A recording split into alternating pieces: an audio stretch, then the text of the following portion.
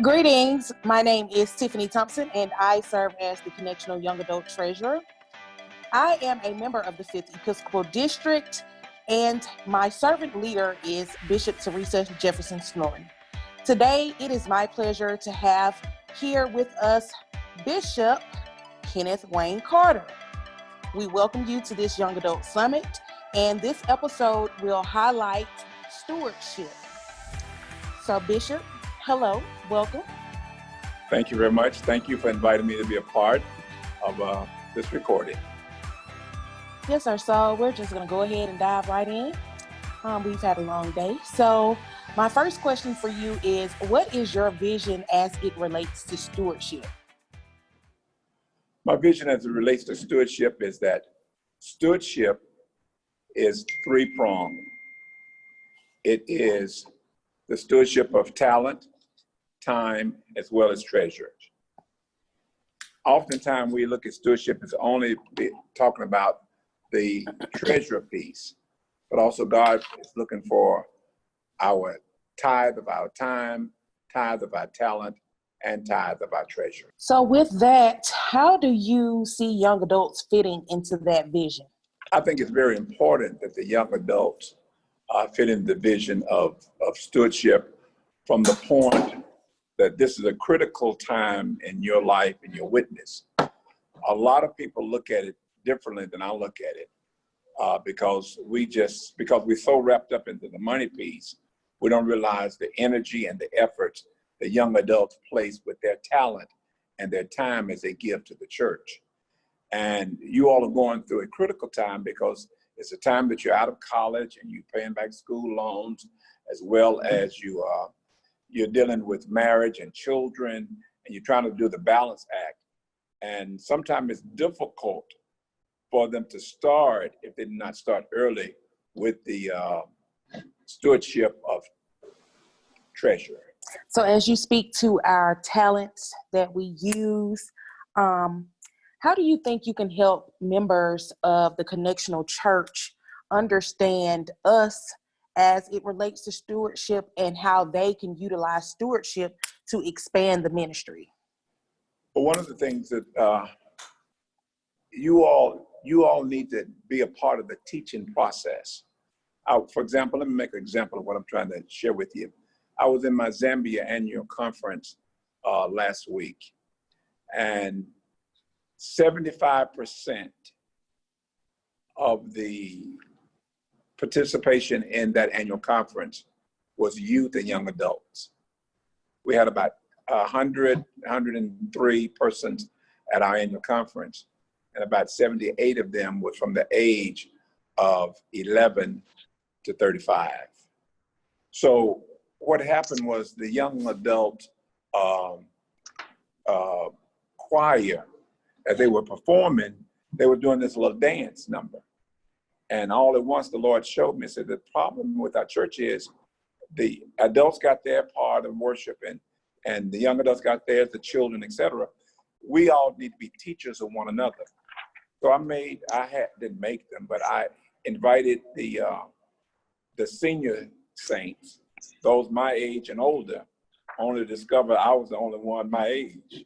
And so I dropped it down to 50. After 50 to my age, which is 62, I said, I want you to come forward. So we had about 6 persons to share.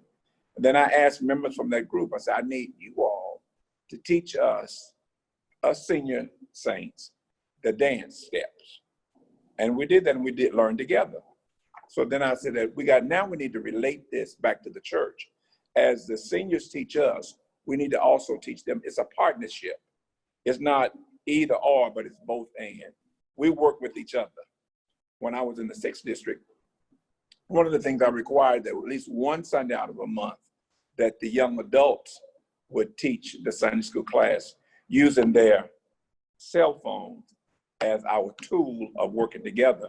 Because people like me, we're afraid of technology.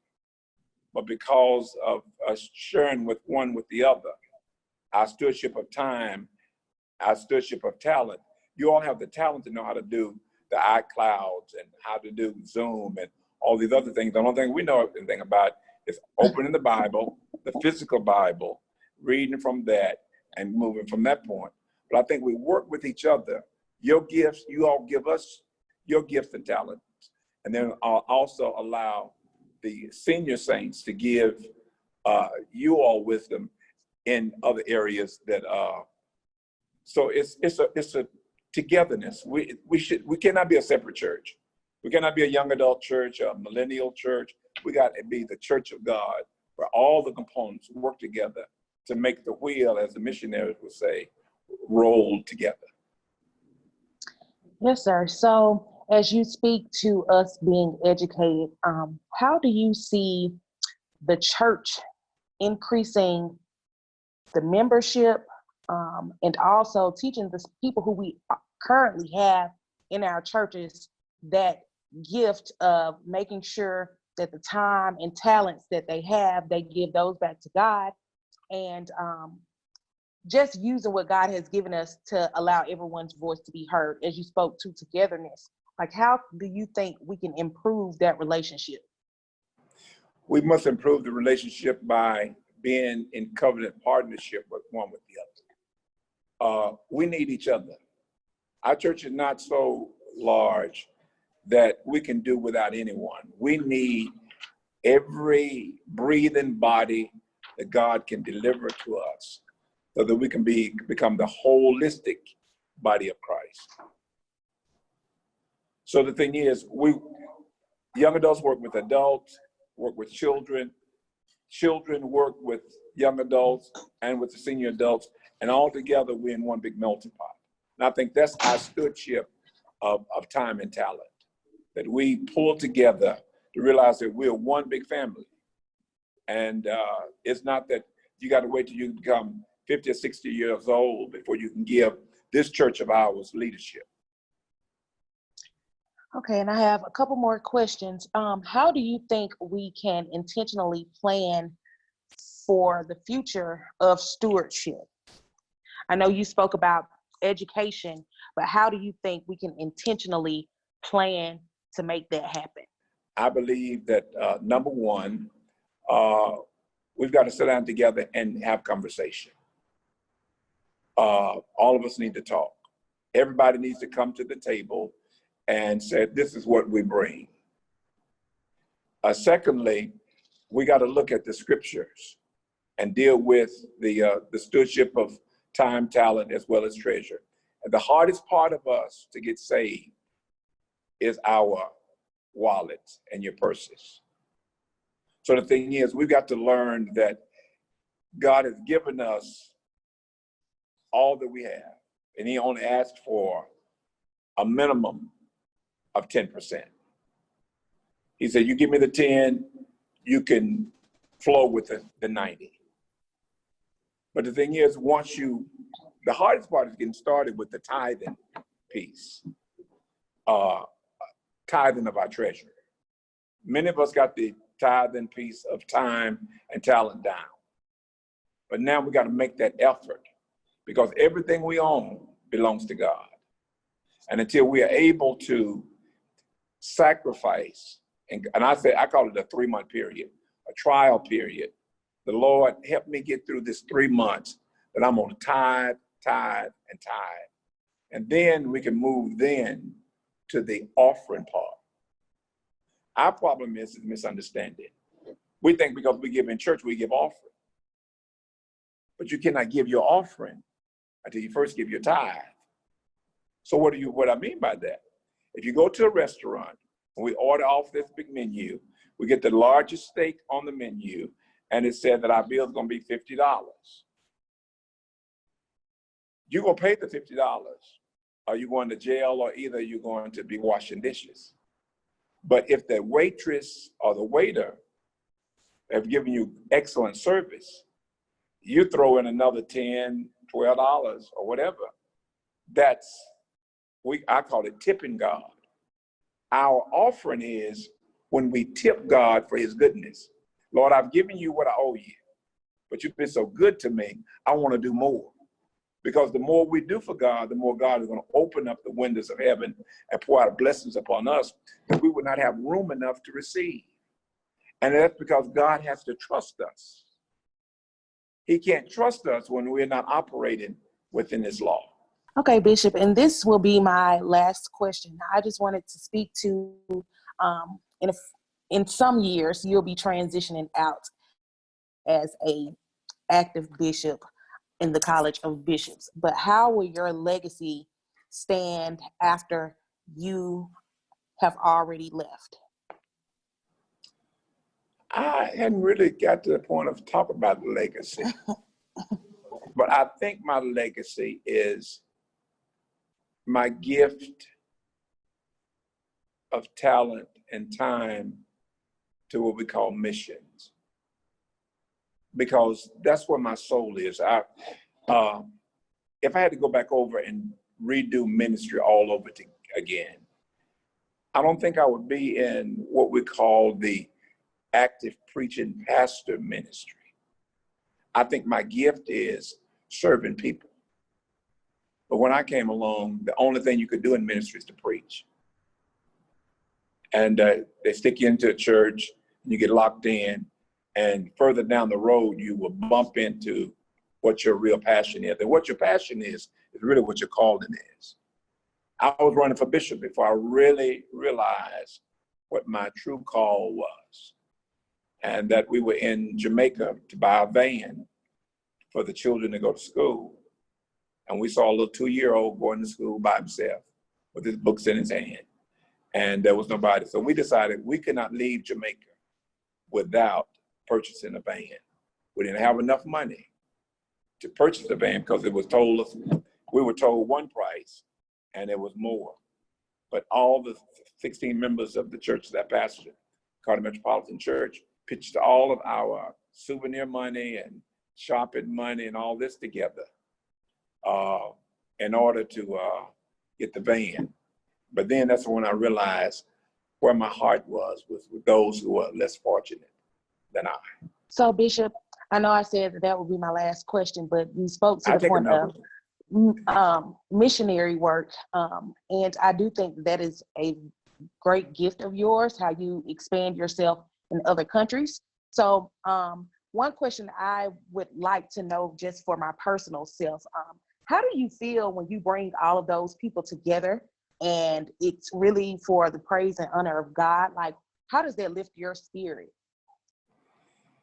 It warms my heart because I think oftentimes we look at ministry the wrong way. What ministry is going to give me rather than what can I give to the ministry. And I pastor that way, is that I really believe if you do God's work, if you really do the core work of the ministry, then God is obligated to bless us with those things that we need. Because he's going to take care of our needs. But often he will give us many of our wants if we're in alignment with our call and with him. I think that the mission ministry is so needed because our church is growing in our foreign countries. And I think that we've got to, if we're really going to be the church, the holistic church that God has called us to be, we got to invest our treasure, our time, and our talents in those areas that's very fruitful. Case in point, about 6 months ago, we went over to India to do a discovery. They have 3,000 churches in India who wants to be a part of a connectional kind of church. But the Lord opened that door for us to go into India because only 10% of the country are Christian. So look at where God is carrying us. And a lot of people are saying, well, where are we going to find the money to, operate this ministry? Where are we going to find the money to support this ministry? I really believe if God opens a door, God will give you the provision for the vision.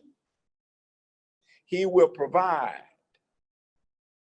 We may not can see it today, but we will get through and we would make it. Case in point, and one of my proud moments, and not trying to brag, but I went to Nigeria in 2006. And I went to, had what we call our midwinter meetings or whatever. It was not my annual conference, but I met with all the conferences.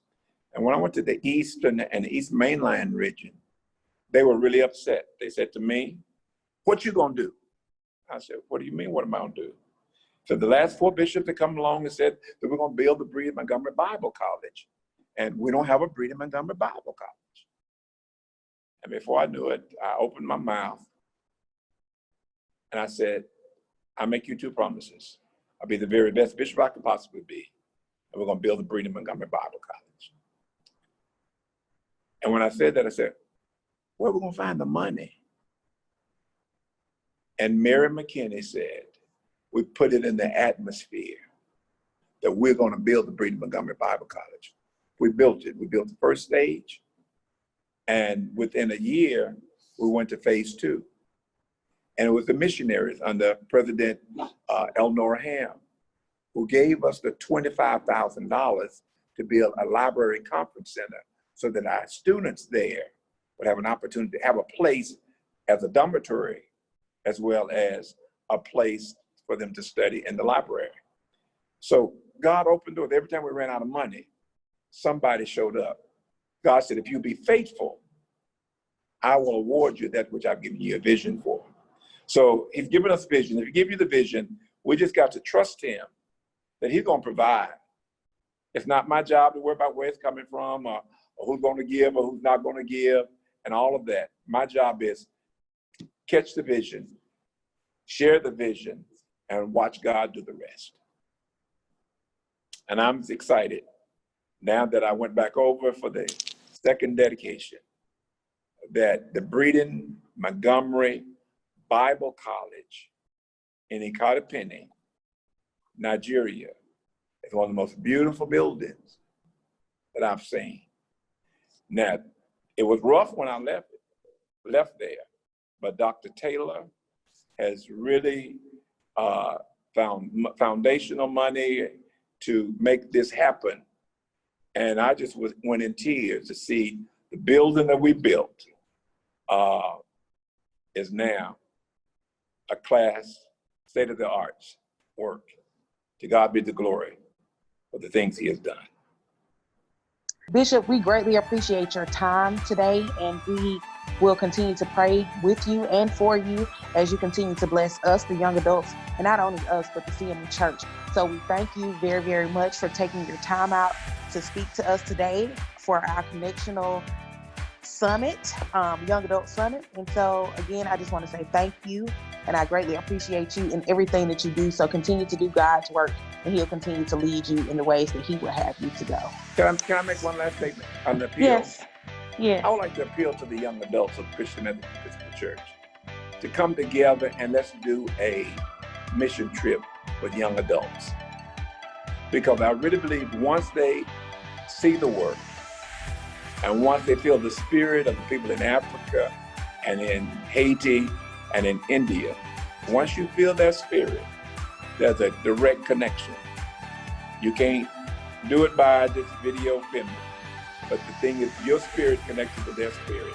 It's such an awesome experience. So I challenge each and every young adult in the Christian Methodist Episcopal Church and abroad to join us in one of our mission work. God bless you. Thank you for the time. And may God forever bless the young adults, the pearls and the gems of this great church of ours. We thank you all for being who you are. Thank you, and you have a good night, okay? Good night. Okay.